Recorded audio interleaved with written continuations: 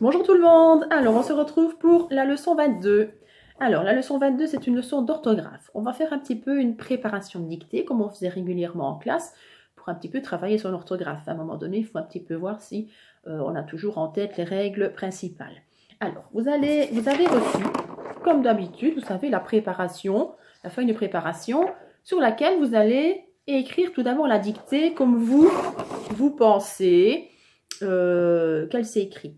Maintenant, si vous préférez prendre une feuille à part, feuille de brouillon ou votre cahier de travail, si vous l'avez près de vous, vous pouvez d'abord l'écrire dans ce cahier-là ou sur la feuille à côté, avant de l'écrire au net. Parce qu'évidemment, ici, je préférerais qu'elle soit écrite correctement sans faute. Quand nous la corrigerons, ça va donc à vous de voir. Soit vous l'écrivez ici et vous faites au crayon et alors vous corrigerez après, voir si c'est correct. Ou alors vous l'écrivez à part sur une autre feuille ou dans un cahier.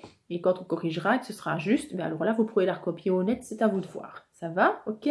Alors, comment est-ce qu'on va s'y prendre? Je vais vous la dicter, comme si nous étions en classe. Donc, je vais répéter plusieurs fois les phrases, je vais vous donner quelques indications, ça va?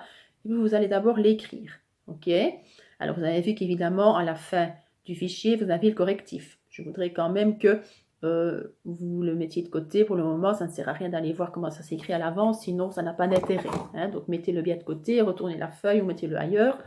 Et comme ça, on pourra faire la leçon correctement. Ça va? Alors, la dictée s'intitule le muguet. Le titre est déjà noté, donc ici, vous avez déjà un mot pour vous. Ok? Alors, c'est parti. Je vais d'abord vous la lire, tiens, avant. N'écrivez rien, je la lis et ensuite, quand je vous dirai go, on pourra démarrer. Le muguet est l'une des plus jolies fleurs printanières de nos régions. Celui-ci se développe particulièrement bien dans les bois et les forêts. Ravissant sous les arbres et entre les buissons, il s'étale rapidement et forme au printemps de superbes tapis de fleurs blanches qui embaument les alentours. Le muguet est aussi un porte-bonheur réputé. Ainsi, partout en Europe, on fête sa venue le 1er mai, en offrant un brin à chaque personne qui nous est chère. Ça va? Vous savez que le 1er mai, on a offert du muguet il n'y a pas longtemps, donc ici c'était l'occasion d'en parler. Alors c'est parti, on prend son bic ou son crayon et on y va. N'oubliez pas que les phrases commencent par des majuscules, donc on n'oublie pas d'en mettre. Ok, on réfléchit bien aux accords sujet-verbe, si le sujet est au pluriel, le verbe sera au pluriel, etc. Alors on y va. Le muguet est l'une des plus jolies fleurs. Le muguet est l'une des plus jolies fleurs printanières de nos régions. Je répète la phrase. Le muguet est l'une des plus jolies fleurs printanières de nos régions. Donc c'est l'une des plus jolies fleurs. Ça veut dire que des fleurs, il y en a quand même plusieurs. Hein. Attention, autour du mot fleur, il y a beaucoup d'adjectifs. Les adjectifs s'accordent avec le nom. N'oubliez pas. Je répète la phrase. Le muguet est l'une des plus jolies fleurs printanières de nos régions. Point. Le muguet est l'une des plus jolies fleurs printanières de nos régions. Si je vais trop vite, vous faites pause hein, et vous continuez après ou vous reprenez dès le début. Deuxième phrase. Celui-ci, on parle du muguet, ça va? Celui-ci que je montre, n'oubliez pas comment on classe celui-ci. Hein, on pourrait faire dans ce sens-ci, celui-ci se développe particulièrement bien dans les bois et les forêts. Celui-ci se développe. Attention, le se trouve devant un verbe. N'oubliez pas, celui-ci se développe. Le se qui se trouve devant un verbe s'appelle un pronom. N'oubliez pas que pour écrire un verbe pronominal, vous savez comment s'écrit le se normalement, hein, comme se laver, se raser, se regarder, etc. Je répète la phrase. Celui-ci se développe particulièrement bien dans les bois et les forêts. Dans les bois et les forêts. Celui-ci se développe particulièrement bien dans les bois et les forêts. Point. Ravissant sous les arbres et entre les buissons, virgule. Ravissant sous les arbres et entre les buissons. Qui est ravissant? C'est le muguet. C'est masculin singulier, il n'y a pas de difficulté. Je répète la phrase, le début de la phrase. Ravissant sous les arbres et entre les buissons, virgule. Il s'étale rapidement. Il, c'est de nouveau le muguet, c'est il au singulier. Il s'étale rapidement et forme au printemps. Et forme, qui est-ce qui forme? C'est à nouveau le muguet. Ça va? Donc on va accorder le verbe avec le sujet. C'est il au singulier, c'est rien de compliqué. Hein? Donc il s'étale rapidement et forme au printemps de superbes tapis de fleurs blanches. De superbes tapis de fleurs blanches. Ce sont les tapis qui sont superbes. D'accord? Donc on accorde tout ça ensemble. Et ce sont les fleurs qui sont blanches. On accorde tout ça ensemble aussi. Je répète la phrase depuis le début. Ravissant sous les arbres et entre les buissons, virgule. Il s'étale rapidement et forme au printemps de superbes tapis de fleurs blanches. La phrase n'est pas finie. Il s'étale rapidement et forme au printemps de superbes tapis de fleurs blanches qui embaument les alentours. Alors attention, embaumer c'est un verbe, ça va. Qui est-ce qui embaume les alentours? Ce sont les tapis de fleurs, c'est-à-dire il au pluriel. Donc embaume va s'accorder avec il au pluriel. Ok? Je répète la fin de la phrase. Il s'étale rapidement et forme au printemps de superbes tapis de fleurs blanches qui embaument les alentours. Point. J'ai bien dit les alentours, hein? Pluriel. Point. Ok? Phrase suivante. Le muguet est aussi un porte-bonheur réputé. Le muguet, il est dans le titre. Hein? Le muguet est aussi un porte-bonheur. Porte-bonheur, c'est un nom composé. Donc, quand un nom est composé, on met un trait d'union entre les deux mots. Le muguet est un porte-bonheur réputé. Point. Ça veut dire que tout le monde le connaît. Le muguet est aussi un porte-bonheur réputé. Point. Dernière phrase. Elle est un petit peu longue, mais c'est la dernière. Ainsi, virgule. Partout en Europe, virgule. Donc ainsi, virgule. Partout en Europe, virgule. On fête sa venue le 1er mai. Je répète depuis le début, ainsi, virgule. Partout en Europe, virgule. N'oubliez pas que Europe est un nom propre. Ainsi, virgule, partout en Europe, virgule. On fête sa venue le 1er mai. Premier tout en lettres, hein? Ça va? On fête sa venue le 1er mai. En offrant un brin à chaque personne qui nous est chère. Je reprends la phrase du début. Ainsi, virgule, partout en Europe, virgule.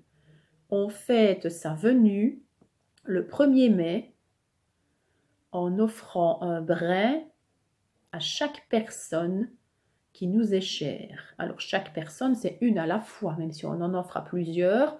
Chaque, c'est un déterminant au singulier. Ça va? C'est chaque personne une à la fois, chacune son tour. Donc, en offrant un brin à chaque personne qui nous est chère. Qui est-ce qui est cher? La personne. C'est féminin, donc cher est un adjectif qu'on va accorder avec le mot personne. Ok? Ça va? Voilà. Alors, je vais la relire une fois en entier. Vérifiez bien si vous avez tout accordé. C'est parti. Le muguet est l'une des plus jolies fleurs printanières de nos régions. Point. Celui-ci se développe particulièrement bien dans les bois et les forêts. Point. Ravissant sous les arbres et entre les buissons, virgule, il s'étale rapidement et forme au printemps de superbes tapis de fleurs blanches qui embaument les alentours. Point. Le muguet est aussi un porte-bonheur réputé. Point. Ainsi, virgule, partout en Europe, virgule, on fête sa venue le 1er mai en offrant un brin à chaque personne qui nous est chère. Point final. Ok? Ça va? Alors, ce que je vais faire, je vais vous laisser maintenant revérifier une deuxième fois votre dictée. Si vous êtes d'accord avec vous-même, vous allez prendre le correctif uniquement le début du correctif. Si vous voulez bien mettre peut-être une feuille sur la suite pour ne pas voir, évidemment, et vous corrigez votre dictée vous-même. Soit vous la corrigez proprement, soit vous la recopiez directement sur la bonne feuille. À vous de voir ce que vous préférez. Ça va? Ok? Quand vous aurez terminé de faire ça, il va falloir que vous cherchiez tous les verbes et le sujet qui va avec. Ça va? Nous ferons ça ensemble après et alors on les fera varier. Ok? Alors, maintenant que vous avez terminé de corriger votre dictée, on va faire les variations. Ça va? Alors, vous allez prendre une latte, un bic bleu et on va ensemble souligner tous les sujets et les verbes. D'accord? On va les souligner dans le texte. Ok? Et ensuite, je vous expliquerai ce que nous ferons. Alors, première phrase. Le muguet est l'une des plus jolies fleurs printanières de nos régions. Le sujet, c'est le muguet. On le souligne. Quel est le verbe? Est. Donc, le muguet est. D'accord? C'est ce qu'on doit souligner. Je montre tout simplement le muguet est. Sujet et verbe. C'est tout. Hein? Ok? Deuxième phrase. Celui-ci se développe particulièrement bien dans les bois et les forêts. Le verbe se développe. Qu'est-ce qui se développe? C'est celui-ci. Et celui-ci, il représente le muguet. Donc, on va souligner celui-ci se développe. Sujet, verbe. D'accord? Phrase numéro 3. Ravissant sous les arbres et entre les buissons, il s'étale rapidement et forme au printemps de superbes tapis de fleurs qui embaument les alentours. Là, il y a plusieurs verbes. Alors, on va regarder d'abord après le premier. Vous allez me dire, il y a ravissant. Mais ravissant, ici, c'est un participe présent, donc il n'y a pas de sujet qui va avec, on le laisse de côté. Il y a un autre verbe, s'étale. Qu'est-ce qui s'étale? Ben, c'est il. Il qui représente à nouveau le muguet. Donc, il s'étale, on souligne. Il y a un autre verbe conjugué, c'est forme. Où est le sujet qui va avec forme? Ben, c'est de nouveau il. Maintenant, il n'est pas écrit, il est sous-entendu. On dit il s'étale rapidement et forme. On aurait pu dire il s'étale rapidement et il forme. D'accord? Mais on ne l'a pas écrit pour ne pas que la phrase ait des répétitions. Donc, on va souligner uniquement forme tout seul. Ok? Quand on devra le recopier en dessous, ben, on mettra il devant, étant donné qu'on sait bien qu'on parle du muguet. Alors, dans la même phrase, moi je vois encore un verbe conjugué. Embaume avec NT. Qu'est-ce qui embaume les alentours? Ben, ce sont les superbes tapis de fleurs blanches. Donc, on va souligner. De superbes tapis de fleurs blanches.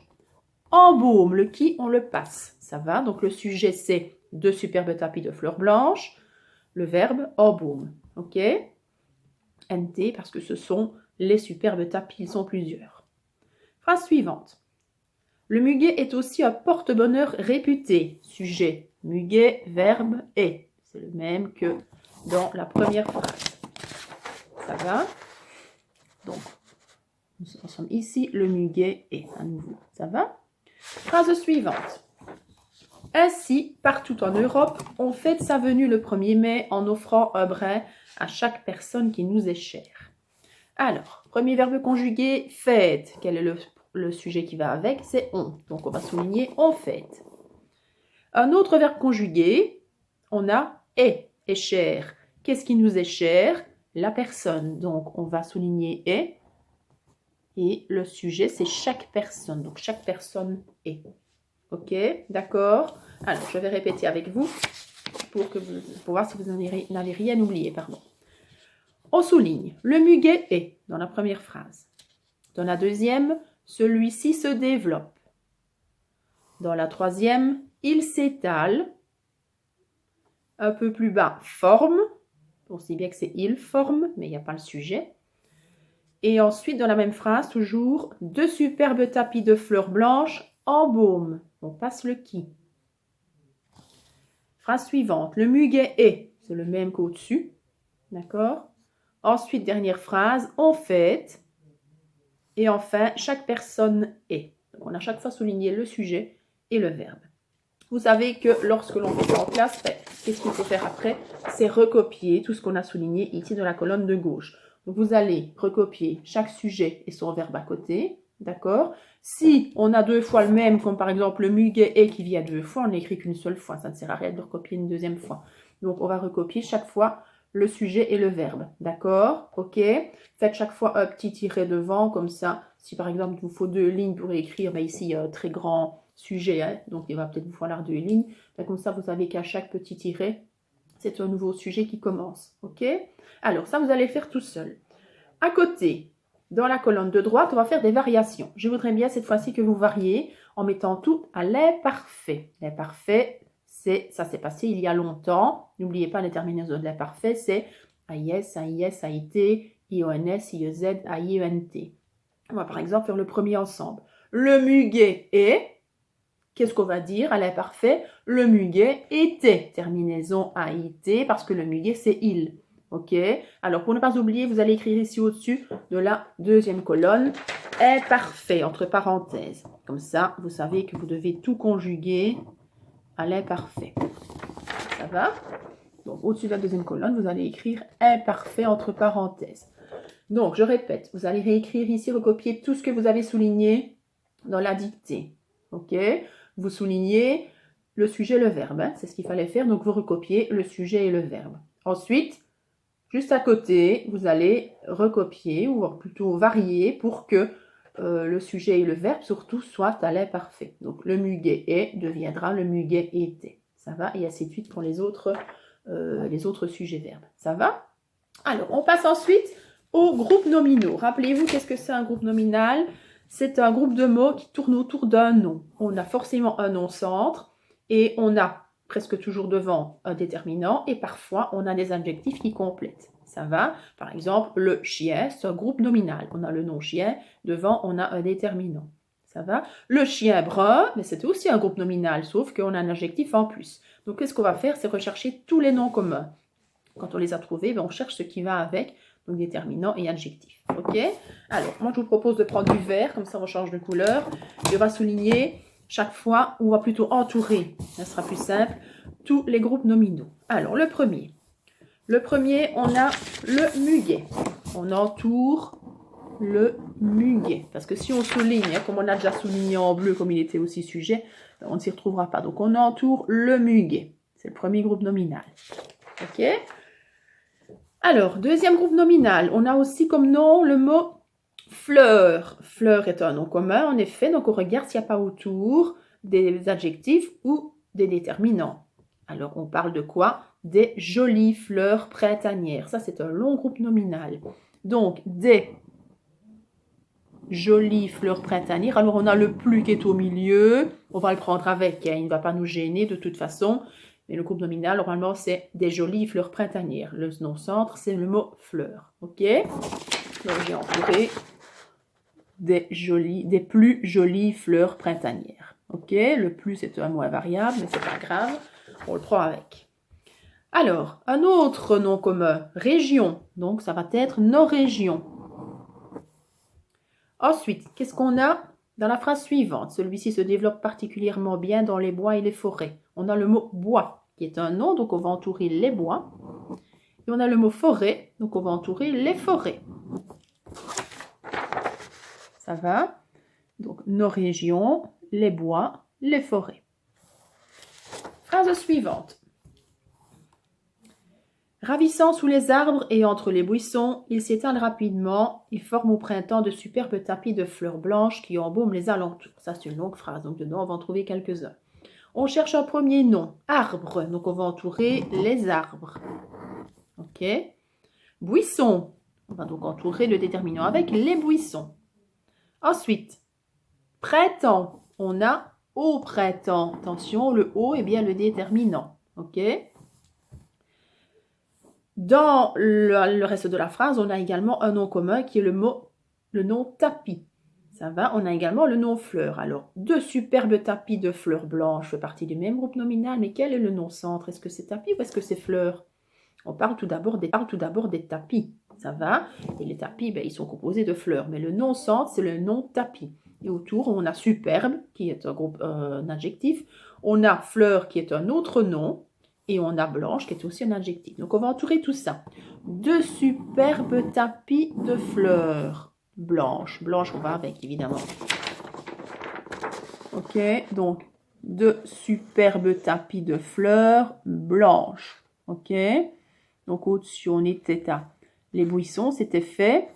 Ensuite, on avait au printemps. Et maintenant, on a de superbes tapis de fleurs blanches. On va jusque blanches. D'accord? Dans la même phrase, je vois encore un nom commun, le nom alentour. Je peux dire un alentour. Donc, on va entourer le déterminant avec les alentours. D'accord? Phrase suivante, le muguet. C'est le même que tout à l'heure, on va de nouveau l'entourer, mais c'est le même, c'est pas difficile. Ça en est un. Donc, on entoure le muguet. On a un autre nom. Porte-bonheur, c'est un nom composé, mais c'est un nom commun quand même. Donc, on va entourer un porte-bonheur. On a même l'adjectif qui va avec réputé. Je l'ai oublié. Un porte-bonheur réputé. Ça va, comment est le porte-bonheur? Il est réputé. Donc, un porte-bonheur réputé. Allez jusque-là. Ne vous trompez pas. Ça va, un porte-bonheur réputé. Sur la correction, vous allez voir que j'ai oublié le mot réputé. Vous n'aurez qu'à le rajouter, hein, ça va? Ok. Alors, phrase suivante.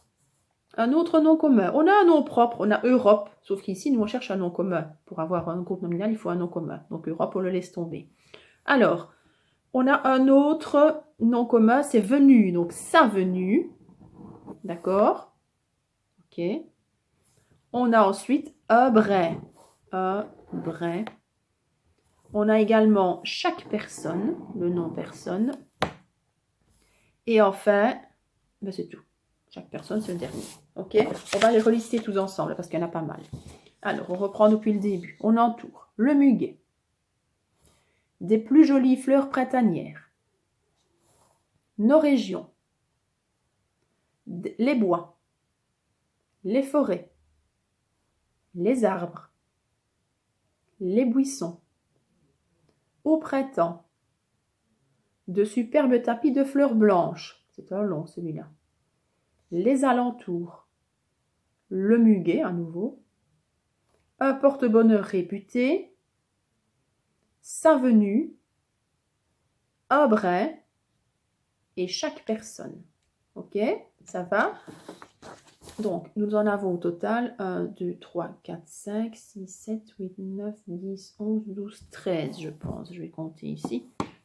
5, 6, 7, 8, 9, 10, 11, 12, 13, 14. Ah, j'en ai 14. Sur ma correction, j'en vois 13. J'en ai peut-être oublié un, tout simplement. Ah oui, au printemps, je ne l'ai pas écrit en effet. Donc sur la correction, il manque le groupe nominal au printemps. Vous pouvez le rajouter aussi, hein. Ça va, d'accord? J'ai peut-être été trop vite quand je l'ai fait. Donc, ce que vous allez faire à nouveau sur votre feuille vierge, côté gauche, comme d'habitude, on recopie tout ce qu'on a entouré. Ça va? Et dans la colonne de droite, ben, vous allez, comme d'habitude, faire varier. Si c'est un groupe nominal au singulier, vous le mettez au pluriel. Si c'est un groupe nominal au pluriel, vous le mettez au singulier. Ça va? Par exemple, le premier, le muguet. Et à côté, je vais mettre les muguets. Si je prends nos régions, que je l'écris là, je vais écrire notre région. Ça va? Donc, je vais mettre tout simplement ça au pluriel ou au singulier, selon le genre et le nombre dans lequel il se trouve. Ça va? C'est tout. Simplement passer du singulier au pluriel, du pluriel au singulier. D'accord? Alors, ensuite, je vous demande de retrouver dans le texte toutes les lettres doubles. Donc, vous recopiez tous les mots où il y a une lettre double. Vous entourez les lettres doubles, comme ça, vous les repérez bien. Pareil pour les lettres muettes. On recopie tous les mots qui ont des lettres muettes. On fait une petite croix sur la lettre muette, comme chaque fois. Ensuite, on cherche tous les mots invariables. Souvenez-vous, un mot variable est un mot qui ne change jamais. Il ne varie pas. On ne peut pas le mettre au pluriel, au féminin ou quoi que ce soit. Il s'écrit toujours de la même façon. Ok? Parmi les mots invariables, il existe les adverbes et les mots liés. Pour rappel, un adverbe est un mot invariable que je peux presque toujours enlever de la phrase. Ça ne changera pas son sens. Tandis que le mot lien, je ne peux pas l'enlever de la phrase. Ok? Donc quand je dis presque toujours, parce que parfois on ne sait pas l'enlever, mais la plupart du temps je l'enlève et ça ne change rien. Ok?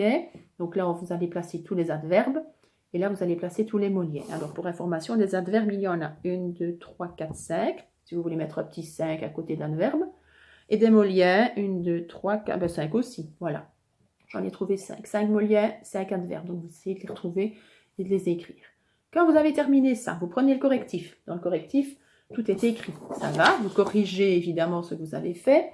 Ok? Alors ce sera peut-être pas dans le même ordre. Si vous avez réécrit peut-être tous les groupes nominaux dans un autre ordre que moi, recherchez après le même. Et bon, vous êtes commencé pour savoir où se trouve la correction.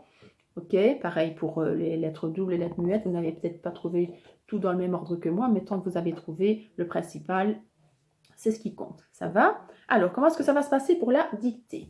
Ça fera l'objet d'une autre leçon. À un moment donné, lorsque je ferai un jour, la semaine prochaine, une leçon plus petite, et bien ce jour-là, en même temps, on fera dictée. Je vous préviendrai. Ça va? Je vous préviendrai à l'avance de quel jour nous ferons la dictée. Alors, ce n'est pas une dictée pour des points. Hein, on n'est pas en classe ici. C'est simplement pour s'entraîner à l'orthographe. C'est tout. Donc, ce ne sera pas à côté, bien entendu. Vous la corrigerez vous-même après, parce que je vous enverrai le correctif. Ce ne sera pas, bien sûr, la dictée qu'on vient de travailler ensemble. Si, ce sera la même, mais bien sûr, je fais des changements comme je procède en classe. Ça va? Vous savez que parfois, je change certaines choses. Il y a des groupes nominaux que je mets au pluriel. Il y a des temps que je change. Si ce n'est pas au présent, ce sera peut-être à l'imparfait. Vous savez que quand on travaille certaines variations dans la préparation, c'est que souvent, c'est là-dedans qu'on va aller lors de la dictée proprement dite. OK? Donc, je ferai quelques petits changements, pas trop évidemment, et alors on fera la dictée ensemble comme si nous étions en classe. D'accord? Voilà, mais je vous préviendrai quel jour nous le faisons. Comme ça, à la limite, vous revoyez un petit peu vos mots. Hein, OK? Et j'espère évidemment que vous le ferez avec la dictée cachée, hein, et pas sous les yeux, même si ce n'est pas tout à fait la même. On est là juste pour s'entraîner. Hein. Il n'y a pas de correction, il n'y a pas d'évaluation, il n'y a pas de points. Voilà. D'accord? Il faut faire ça de façon tout à fait agréable et pas commencer à se stresser. OK? Voilà, je vous dis à bientôt et on se retrouvera. On se retrouvera peut-être lundi, parce que là nous sommes vendredi. Oui, on se retrouvera peut-être lundi pour... Ah non, nous ne sommes pas vendredi, nous sommes jeudi. Oui. Donc demain, il y aura encore 2 leçons, les leçons du vendredi. Et alors, on se retrouvera de nouveau, alors peut-être lundi, pour travailler ensemble en classe, si vous êtes présent. Si vous n'êtes pas présent, de toute façon, vous recevrez le travail comme vous le recevez pour le moment, hein, ça va. Donc ne vous en faites pas, on continuera à faire du travail ensemble. Voilà, je vous fais de gros bisous, à bientôt.